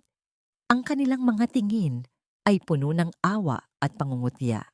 Wala ni isa sa kanila ang lumapit para tulungan siya. Sa mundo ng negosyo, ang isang haring walang korona ay mas mababa pa sa isang alikabok. Sir, ito na lang po ang pinayagan naming dalhin niyo, sabi ng isang tauhan habang inilalapag ang isang maliit na karton sa tapat ni Henrique. Sa loob ng karton ay ang kanyang paboritong tasa, isang picture frame na basag na ang salamin, at ang mga gamot niya sa rayuma. Iyon lang, ang 18 taon ng kanyang kapangyarihan ay nagkasya sa isang maliit at lumang kahon. Eksaktong sa sandaling iyon, ang mga pintuang de salamin ng lobby ay bumukas. pumasok ang isang grupo ng mga lalaking nakauniporme ng pulis. Kasunod ang ilang mga auditor mula sa gobyerno. Ang amoy ng kape at mamahaling pabango sa lobby ay biglang napalitan ng amoy ng luma at seryosong mga dokumento. Ang amoy ng katarungan. Mr. Henrique Villamor, ang isang opisyal ay lumapit. May hawak na warrant. We are here to serve a warrant for your arrest. You are being charged with multiple counts of corporate fraud, tax evasion, and embezzlement ng mga pondo na kabilang sa mga trust accounts ng Duarte Steel na iligal mong pinakialaman. Tila tumigil ang pag-ikot ng mundo para kay Henrique. Ang malamig na bakal ng posas na pumalibot sa kanyang mga pulso ay nagdulot ng isang matinding panginginig sa kanyang buong katawan. Ang sensasyon ng metal sa kanyang balat ay tila isang sumpa. Isang paalala na ang bakal na nagpayaman sa kanya ay siya ring magkukulong sa kanya. Nasaan si Valeria? Sigaw ni Henrique habang dahan-dahan siyang hinihila ng mga pulis patungo sa labas. Valeria, I know you're watching. Mag-usap tayo. You can't do this to the father of your... We were a family. Mula sa itaas na palapag, sa likod ng tinted glass ng mezzanine, nakatayo si Valeria. Pinapanood niya ang eksena sa ibaba nang walang anumang emosyon sa kanyang mukha. Hawak niya ang isang baso ng mainit na tubig. Nararamdaman ang init na lumilipat mula sa baso patungo sa kanyang mga palad. It's done, ma'am. Bulong ni Mateo na ngayon ay nasa tabi na niya. The evidence of his double accounting was undeniable. Hindi na siya makakalabas ng madali. Tumango si Valeria. Hindi siya nakaramdam ng kagalakan. Wala ang inaasahan niyang tamis ng paghihiganti. Ang tanging nararamdaman niya ay ang isang malalim na uri ng paghinga. Isang paghinga na malaya mula sa bigat ng isang kasinungalingan. Mateo, tawag ni Valeria. Ang kanyang boses ay mahinahon. Siguraduhin mong ang lahat ng mga empleyadong nawala ng trabaho dahil sa pagsasara nito ay bibigyan ng prioridad sa Duarte Steel. Sila ang tunay na biktima ng kayabangan ni Henrique. Masusunod po, senyorita, habang isinasakay si Henrique sa loob ng sasakyan ng pulis sa ilalim ng tirik na araw. Nakita ni Valeria ang huling pagkakataon na tumingin ang asawa sa gusali. Ang mukha nito ay puno ng takot, ang uri ng takot ng isang taong ngayon lang naintindihan na ang lahat ng kanyang tinatamasa ay hiniram lamang niya mula sa kabutihan ng isang taong kanyang minalit. Isang patak ng ulan ang bumagsak sa bintana sa harap ni Valeria. Sinundan ng marami pang iba. Ang langit ay nagsimulang umiyak para sa isang nakaraang kailangang mamatay upang ang isang bagong buhay ay maisilang. Ganito pala ang pakiramdam. Bulong ni Valeria sa sarili habang pinagmamasdan ang kanyang refleksyon sa bintana. Ang hindi na kailangang manahimik. Ang amoy ng bagong tunaw na bakal sa planta ng Duarte Steel ay tila isang pamilyar na yakap para kay Valeria. Ang init na nagmumula sa mga dambuhalang pugon ay hindi na nakapapaso para sa kanya. Sa halip, ito ay tila isang paglilinis, isang ritual na nagpapatibay sa kanyang kalooban sa bawat segundong dumadaan. Nakatayo siya sa ibabaw ng mezzanine, suot ang kanyang puting hard hat at isang asul na vest. Pinagmamasdan ng mga manggagawang dati ay binaliwala ni Henrique. Ngunit ngayon ay may mga ngiti na sa kanilang mga labi dahil sa tamang pasahod at benepisyo. Senyorita Valeria, ang boses ni Mateo ay naririnig sa likuran niya, bahagyang nilalakasan dahil sa ugong ng mga makina sa ibaba. Ang restructuring ng Villamor assets ay tapos na. Lahat ng mga biktima ng fraud ni Henrique ay nabayaran na natin. Ang natira sa kanyang kumpanya ay isinanib na sa Duarte Foundations. Tumango si Valeria nang hindi inaalis ang tingin sa mga tila gintong likidong bakal na dumadaloy sa mga hulmahan. Salamat, Mateo. At si Luciana? Balita po ay nagtago siya sa probinsya matapos siyang takbuhan ng kanyang bagong kinakasama. Lahat ng mga alahas na nakuha niya kay Henrique ay peke pala. Pawang mga mamahaling imitasyon na ipinagawa ni Henrique Noong nagsisimula na siyang mabaon sa utang, wala siyang nakuha kundi ang kahihiyan ng pagiging isang talunang kabit.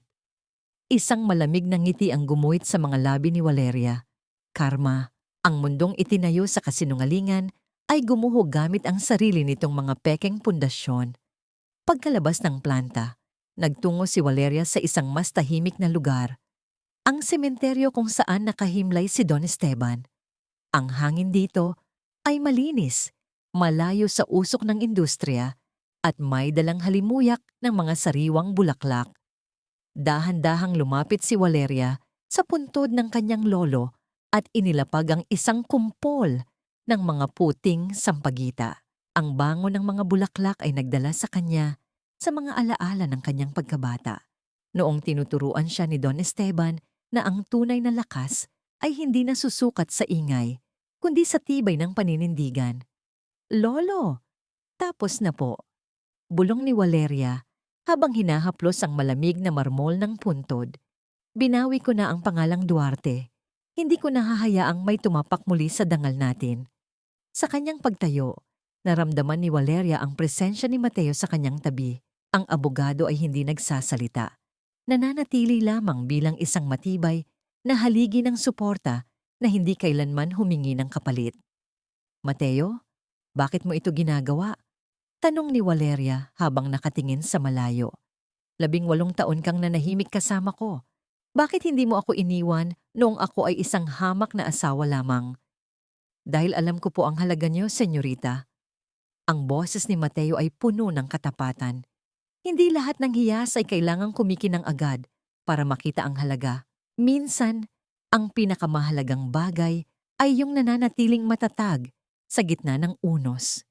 Isang sandali ng katahimikan ang namagitan sa kanila, isang katahimikang hindi na mabigat, kundi puno ng pag-asa. Ngunit ang kapayapaang iyon ay bahagyang nayanig nang iabot ni Mateo ang isang lukot na sobre. May dumating po sa opisina kanina, mula sa detention center, sabi ni Mateo. Kinuha ni Valeria ang sobre. Ang papel ay amoy sigarilyo at luma, malayo sa mabangong stationery na madalas gamitin ni Henrique noon. Sa loob ay may isang sulat na may magulong sulat kamay. Tila isinulat ng isang taong nanginginig ang mga kamay dahil sa takot o pagsisisi. Valeria, patawarin mo ako. Hindi ko alam ang ginagawa ko. Hindi ko kayang mabuhay dito. Tulungan mo ako. Kahit huling beses na lang. Tiningnan ni Valeria ang sulat at pagkatapos ay tumingin siya sa langit. Ang sikat ng araw ay nagsisimulang maging kulay kahel, hudyat ng pagtatapos ng isa pang araw. Ang bawat salita ni Henrique ay tila mga aninong pilit humihila sa kanya, pabalik sa nakaraan. Anong gagawin niyo, senyorita? Tanong ni Mateo. Ang bakal na dumaan na sa apoy ay hindi na pwedeng ibalik sa pagiging marupok na ore, Mateo. Sagot ni Valeria habang dahan-dahang pinupunit ang sulat sa maliliit na piraso. Hayaan natin siyang matuto kung paano mabuhay sa mundong siya mismo ang gumawa. Hinayaan ni Valeria na tangayin ng hangin ang mga piraso ng papel, tila mga puting talulot na nalalaglag mula sa isang lantang bulaklak. Sa bawat metrong inilalayo ng mga pirasong iyon, nararamdaman niya ang huling hibla ng kanyang sakit na tuluyan ng napuputol. Ngunit bago sila tuluyang makaalis, isang itim na sasakyan ang huminto sa labas ng gate ng sementeryo. Isang lalaking hindi pamilyar ang bumaba at lumapit kay Mateo. May ibinulong na nagpabago sa ekspresyon ng abogado. May problema po ba? Tanong ni Valeria. Senyorita, may nagaganap na gulo sa loob ng piitan. Seryosong sabi ni Mateo. Si Henrique? Hindi raw po niya matanggap ang hatol at nagtangka siyang saktan ang sarili niya. Gusto niya kayong makita bago siya ilipat sa psychiatric ward. Napatigil si Valeria. Ang huling mitsa ng kanyang nakaraan ay tila ayaw pa ring mamatay ng tuluyan. Ang pasilyo ng ospital sa loob ng piitan ay nababalot ng isang uri ng lamig na hindi nanggagaling sa aircon, kundi sa kawalan ng pag-asa. Ang amoy ng matapang na antiseptic at lumang pintura ay humahalo sa amoy ng kalawang na nanunuot sa bawat sulok. Ang bawat hakbang ni Valeria sa sementadong sahig ay naglalabas ng isang matigas na ritmo. Tila ba ang bawat pagtama ng kanyang sapatos ay isang pagbibilang sa mga huling sandali ng kanyang nakaraan. Nakatayo siya sa harap ng isang makapal na salamin. Sa kabilang panig, nakaupo si Henrique. Wala na ang lalaking may suot na navy blue suit at may mapagmataas na tingin. Ang nakaupo roon ay isang anino ng nakaraan. Suot ng isang kupas at maduming hospital gown. Ang kanyang balat ay maputla at tila naging manipis na parang papel. Ang kanyang mga mata, na dati ay puno ng kislap ng kasakiman, ngayon ay ligaw at puno ng hindi maipaliwanag na takot. Nang makita ni Valeria si Henrique, isang matinding pakiramdam ng awa ang gumapang sa kanyang puso. Ngunit hindi ito ang awa na magpapabalik sa kanya sa pagiging biktima. Ito ay ang awang nararamdaman mo para sa isang hayop na nasugatan dahil sa sarili nitong katigasan ng ulo. Valeria, ang boses ni Henrique ay narinig sa intercom, basag at puno ng static. I knew you would come. Sabi ko na nga ba, hindi mo ako matitis. I'm sorry, Valeria. Patawarin mo ako sa lahat. 18 taon tayong nagsama, di ba? You can't just throw that away. Tinitigan ni Valeria ang lalaki. Ramdam niya ang panginginig ng boses nito, isang pagmamanipula na dati ay nagpapalambot sa kanyang puso. Ngunit ngayon, tila ba nakikinig siya sa isang banyagang wika na wala ng kahulugan sa kanya. Nandito ako para ibigay ang huling bagay na kabilang sa iyo, Henrique. Mahinahong sabi ni Valeria. Inilabas niya ang isang maliit na pouch mula sa kanyang bag at inilapag ito sa counter. Sa loob ng pouch ay ang kanyang singsing sa kasal. Ang singsing na ipinahubad ni Henrique sa kanya sa harap ng maraming tao. Ngunit ang singsing na yon ay hindi nabilog. Ito ay pipi at sira. Tila ba dinaanan ng isang dambuhalang makina ng bakal. I had it crushed, Henrique. Ang boses ni Valeria ay walang bahid ng galit. Tila ba nagkukwento lamang siya tungkol sa panahon. Katulad ng ginawa mo sa 18 taon ng buhay ko. You wanted the diamond back because you said I didn't deserve it. Here it is. It's just a stone now. Walang halaga kung wala ang tiwala. No, Valeria. Please, don't do this. I can change. Pilit na idinidikit ni Henrique ang kanyang mga palad sa salamin. I'll do anything. Magtatrabaho ako para sa'yo. I'll be your driver, your servant. Just don't leave me in this place. Ganito na lang ba ang halaga ko noon? Tanong ni Valeria sa kanyang sarili. Isang tagapagsilbi na kailangan lang kapag gumuho na ang lahat? Napagtanto ni Valeria na ang huling sampal na maibibigay niya kay Henrique ay hindi ang kanyang galit, kundi ang kanyang katahimikan at ang kanyang kawalan ng pangangailangan sa kanya. Ang lalaking ito ay hindi kailanman nagbago. Ang tanging nagbago ay ang kanyang sitwasyon. Alam mo, Henrique, noong huling gabi nating magkasama, inisip ko kung paano ako mabubuhay nang wala ka. Sabi ni Valeria, habang dahan-dahang tumatayo. Ngayon, ang tanong ko ay, paano ko natiis na mabuhay kasama ka ng ganoon katagal? Valeria, bumalik ka rito. You owe me. I made you Mrs. Villamor. Nagsimulang magsisigaw si Henrique. Ang kanyang mga kamao ay humahampas sa salamin, ngunit walang tunog ng pagbasag. Tanging ang mapurol na pagtama ng laman sa matigas na harang. Tumalikod na si Valeria. Sa bawat hakbang niya palayo, ang mga sigaw ni Henrique ay unti-unting humihina, nalulunod sa tunog ng kanyang sariling gatao. Sa gitna ng pasilyo, naramdaman niya ang isang matinding gaan sa kanyang dibdib. Isang pakiramdam na tila ba ang isang mabigat na kadena ay tuluyan ng napigtas. Sa labas ng gusali, naghihintay si Mateo. Ang sikat ng hapon ay tumatama sa mukha ni Valeria. Nagbibigay ng isang gintong ningning sa kanyang balat. Wala na ang amoy ng antiseptic. Ang tanging nalalasahan niya ay ang sariwang hangin at ang tamis ng kanyang paglaya. Is it over, ma'am? Tanong ni Mateo habang pinagbubuksan siya ng pinto ng sasakyan. It was over a long time ago, Mateo. Sagot ni Valeria. Isang tunay at payapang ngiti ang gumuhit sa kanyang mga labi. Ngayon ko lang napagtanto na ang pinto ng kulungan ko ay matagal nang bukas. Ako lang ang takot na lumabas. Habang umaandar ang sasakyan palayo sa piitan, hindi na lumingon si Valeria. Sa kanyang isipan, ang lahat ng alaala ni Henrique ay tila mga piraso ng bakal na itinapon sa apoy. Natunaw, nagbago ang anyo, at handa nang maging isang bagong pundasyon para sa isang buhay na siya na ang may hawak ng timon.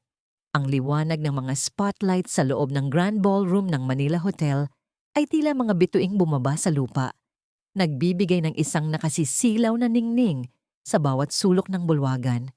Ang amoy ng sariwang sampagita at puting rosas ay humahalimuyak sa hangin, isang mabangong paalala na ang gabi na ito ay hindi tungkol sa negosyo, kundi tungkol sa pag-asa. Punong-puno ang silid ng mga kilalang personalidad, ngunit ang mas mahalaga ay ang mga kababaihang nakaupo sa harapang hilera. Mga babaeng dati ay binalot ng anino ng pang-aapi, ngunit ngayon ay unti-unti nang humaharap sa liwanag. Nakatayo si Valeria sa gilid ng entablado, pinagmamasdan ng kanyang refleksyon sa isang malaking salamin. Suot niya ang isang eleganteng puting terno na may burda ng pilak na sinulid, tila isang baluti ng isang mandirigma na yari sa sutla. Wala na ang kaba sa kanyang dibdib. Ang bawat tibok ng kanyang puso ay payapa, tila isang awit na matagal nang hindi narinig. "Senyorita, it's time." Bulong ni Mateo na nakatayo sa kanyang likuran. Inabot nito ang isang tablet na naglalaman ng kanyang speech. Nakahanda na ang lahat. The media is waiting for the Queen of Steel to speak. Tiningnan ni Valeria ang tablet at pagkatapos ay tumingin siya sa mga kababaihan sa madla. Nakita niya sa kanilang mga mata ang sarili niyang nakaraan. Ang takot, ang pagtitiis, at ang pag-aakalang wala na silang halaga. Dahan-dahan niyang ibinalik ang tablet kay Mateo. "I won't be needing that, Mateo," sabi ni Valeria nang may mahinahong ngiti. "Ang puso ko na ang magdidikta ng sasabihin ko ngayong gabi."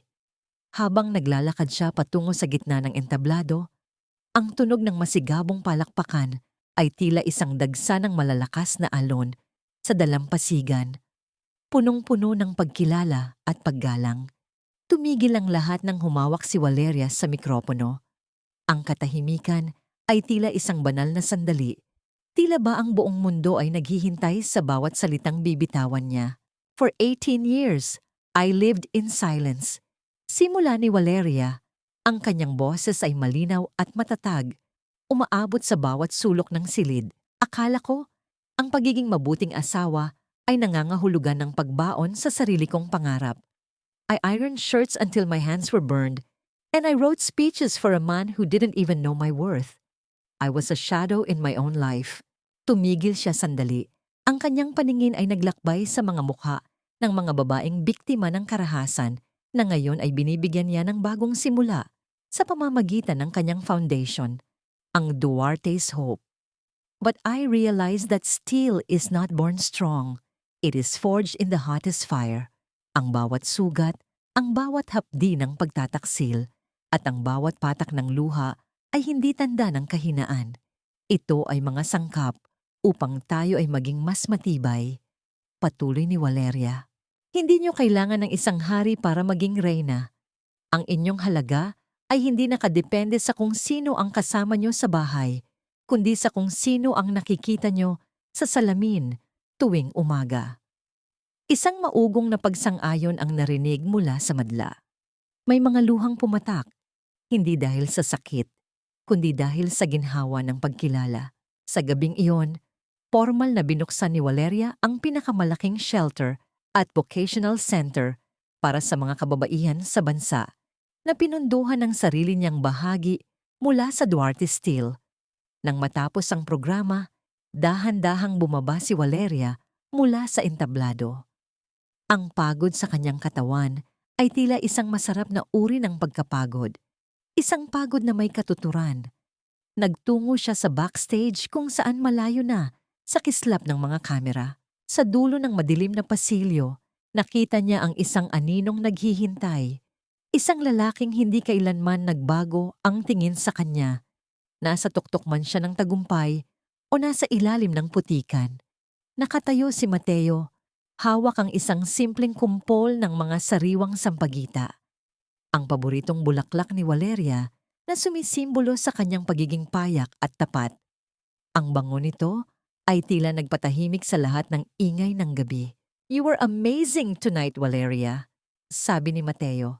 Ang kanyang boses ay puno ng isang uri ng paghanga na hindi kayang bayaran ng anumang yaman. "Hindi ka na lang basta Queen of Steel. You are a light for many people." Ngumiti si Valeria at tinanggap ang mga bulaklak. Ang dampi ng mga talulot sa kanyang palad ay tila isang malambot na yakap. Sa unang pagkakataon sa loob ng maraming taon, naramdaman niya ang isang kislap sa kanyang puso na hindi galing sa galit o paghihiganti. "Salamat, Mateo," bulong ni Valeria habang nakatingin sa mga mata ng abogado.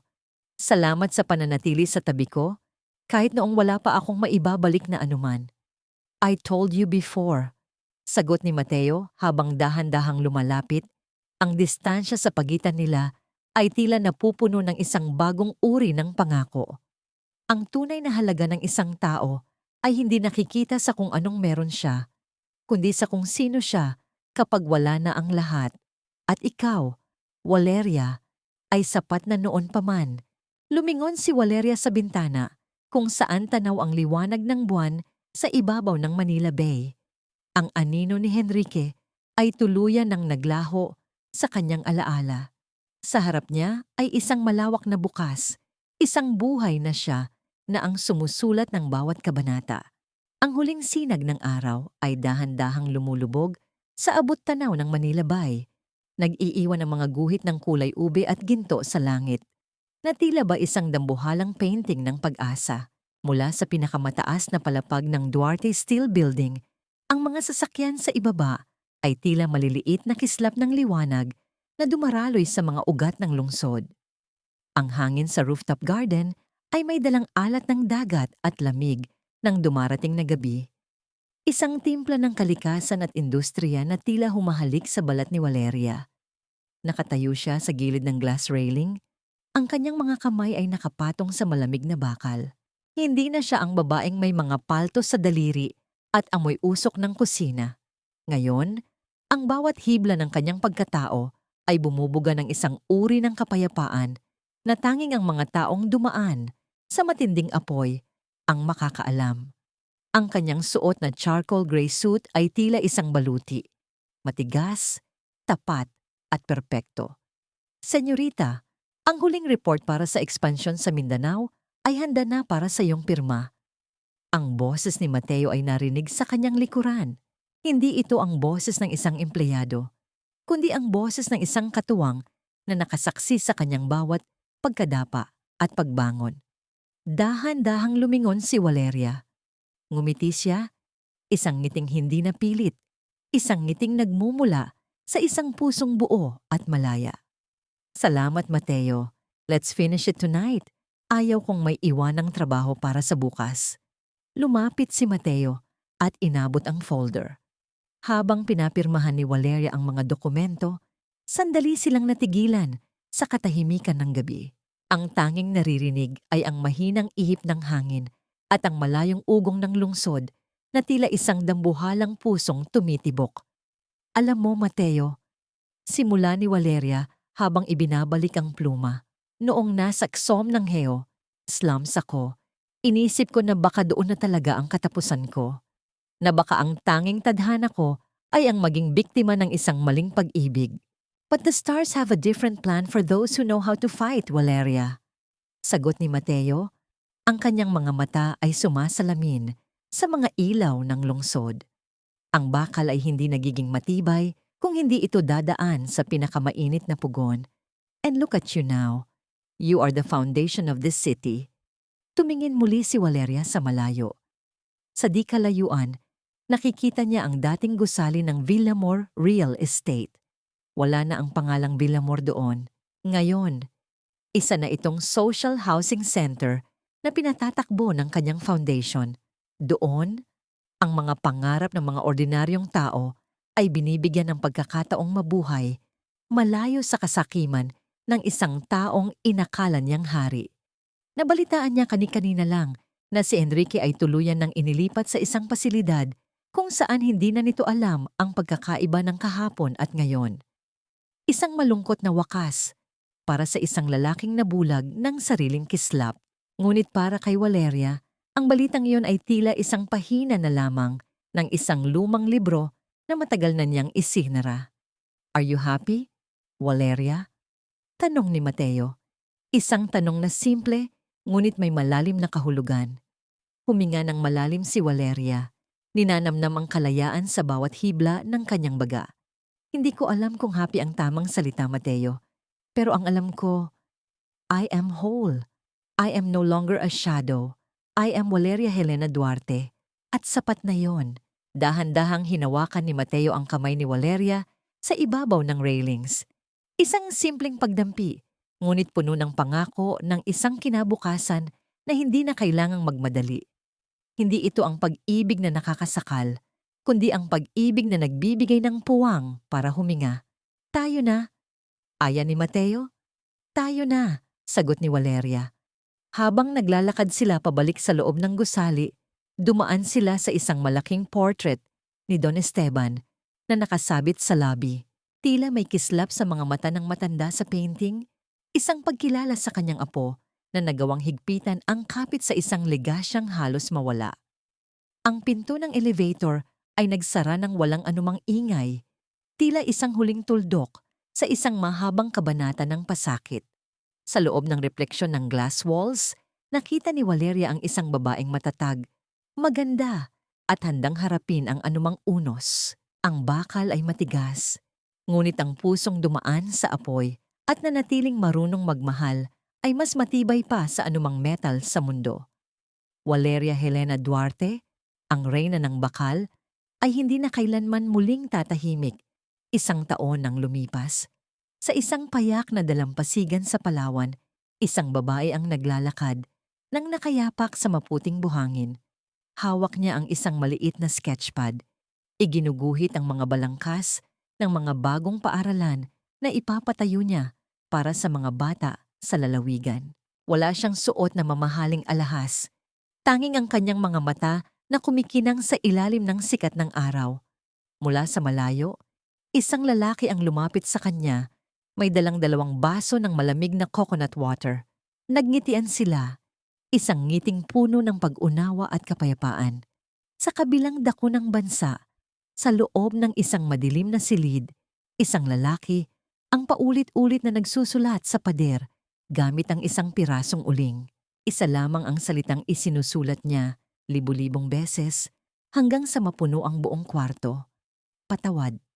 Ngunit ang hangin sa dalampasigan ay masyadong malakas upang dalhin ang bulong na yon kay Valeria. Ang tanging naririnig niya ay ang awit ng mga alon, ang tinig ng kanyang sariling kalayaan, at ang pangako ng isang bukas na siya mismo ang humulma, sapagkat ang pinakamagandang uri ng tagumpay ay hindi ang pagpapatumba sa kaaway, kundi ang pagtatayo ng sarili mong mundo kung saan hindi na sila kailanman magiging bahagi nito.